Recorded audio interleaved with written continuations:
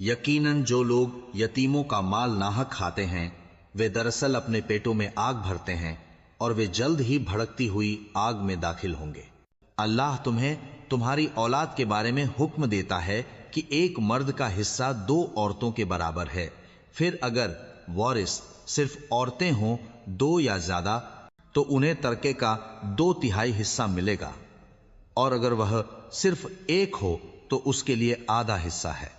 اور مرنے والے کے ماں باپ میں سے ہر ایک کو 1/6 حصہ ملے گا اگر اس کے اولاد ہو، پھر اگر اس کی کوئی اولاد نہ ہو اور اس کے وارث صرف ماں باپ ہوں تو اس کی ماں کے لیے 1/3 حصہ ہے، اور اگر اس کے بھائی بہن ہوں تو اس کی ماں کے لیے 1/6 حصہ ہے۔ یہ تقسیم اس وصیت کے بعد ہوگی جو وہ کرے یا گر کی ادائیگی کے بعد۔